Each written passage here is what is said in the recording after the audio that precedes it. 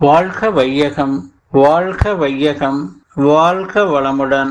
அருளாசன் அருள் தந்தை வேதாத்திரி மகரிஷி அவர்களும் இறைநிலையும் என்னுள் சுக்குமமாக எழுந்தருளி 26/3/2024 செவ்வாய்க்கிழமை இன்றைய நாள்காட்டி வரிகளுக்கான கவிவரிகளையும் அதற்கான விளக்கத்தையும் சிறப்பிக்க வேண்டுமாய் சங்கல்பம் மேற்கொள்கிறேன். அனைவரையும் பணிவோடு முதற்கண் வணங்கி ஆரம்பிக்கலாம் என்றிருக்கிறேன். அனைவருக்கும் இனிய காலை வணக்கம். வாழ்க வளமுடன். சாமிஜியினுடைய இன்றைய நாள்காட்டி வரிகள். புள்ளிய எழுத்துக்கெல்லாம் மூலம் பூதம் 5க்கு மூலம் வெளி என்று சாமிஜி நமக்கு இந்த நாள்காட்டி வரிகள் கொடுத்திருக்காங்க. இதற்கான கவிதை வரிகள்.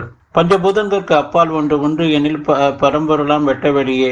பஞ்சபூதங்களோ விண் என்ற நுண் துகள்கள் பல சேர்ந்த கூட்டு இயக்கம். பஞ்சபூதங்களின் முதலான விண்நிலைதான் பரமான உயிரும் இதே.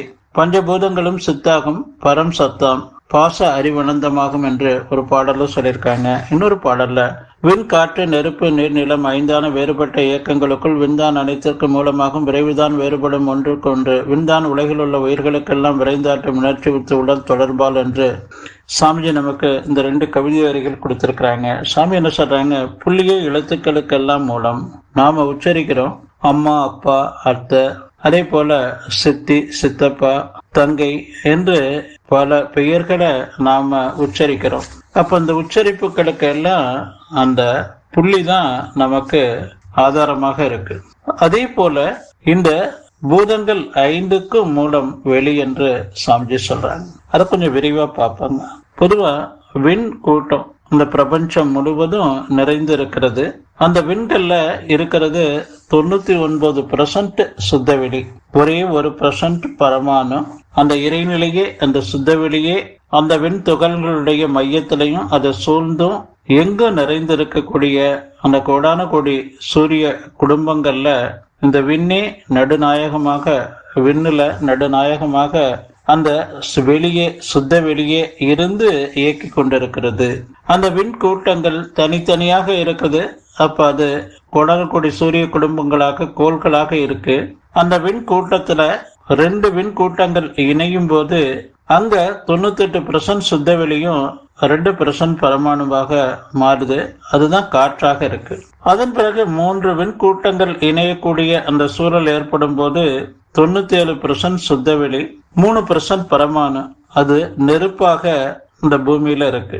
நீர், இந்த பிரபஞ்சம் முழுவதும் உள்ள அந்த பூமியில உள்ள அந்த பஞ்சபூதங்கள்ல நீர்த்தன்மை என்பது 96% சுத்தவெளி. அதே போல பரமானு 4% இருக்கு. மண், இந்த பூமியில உள்ள அந்த மண்ணுல, இந்த பாறைகள்ல 95% சுத்தவெளி, 5% பரமானு இருக்கு. மனிதருடைய இந்த பருவுடலை எடுத்துக்கிட்டோம் அப்படின்னா, பருவுடல், இரத்த ஓட்டம், வெப்ப ஓட்டம், காற்றோட்டம், உயிரோட்டம், இந்த 5 பூதங்கள் இணைந்த இந்த பருவுடல்ல 485% சுத்தவெளியும் 15% பரமாணுவும் நிறைந்ததுதான் இந்த பருவுடல். நம்ம அதை புரிந்து வாழணுங்க. புள்ளிய எழுத்துக்களுக்கெல்லாம் மூலம் பூதம் 5க்கு மூலம் வெளி என்று சாமிஜி சொல்றாங்க. எப்படி தமிழ் எழுத்துக்களுக்கு புள்ளி நமக்கு எப்படி உச்சரிப்புக்கு உதவுதோ, அதே போல இந்த உடல்ல இந்த பஞ்சபூதங்கள் சீராக உயிரோட்டம் ஓடிக்கொண்டிருக்கும் போதுதான் நம்ம இயக்கங்கள் எல்லாமே இருக்கு. இந்த பருவுடல் இயக்கத்திற்கு அந்த சுத்த வெளியே நடுநாயகமாக இருந்து ஒவ்வொரு இறை துகள்களுக்குள்ளும், இந்த பஞ்சபூதங்களுக்குள்ளும் இருந்து அதை இயக்கி கொண்டிருக்கிறது. நாம இந்த பரு உடல் இயக்கம் என்பது அந்த சுத்தவெளியே என்பதை புரிந்து வாழும்போது அனைத்து கோடான கோடி சூரிய குடும்பங்கள்லையும், பஞ்சபூதங்கள்லையும், எல்லா உயிர்கள்லையும் அந்த இறைநிலையே, அந்த சுத்த வெளியே இருந்து இயக்கி கொண்டிருக்கிறது என்ற அந்த பேருண்மையை உணர்ந்து வாழணுங்க. நன்றியோடு நிறைவு செய்து கொண்ட இன்றைய சிந்தனையை வாழ்க வளமுடன், வாழ்க வளமுடன், வாழ்க வளமுடன்.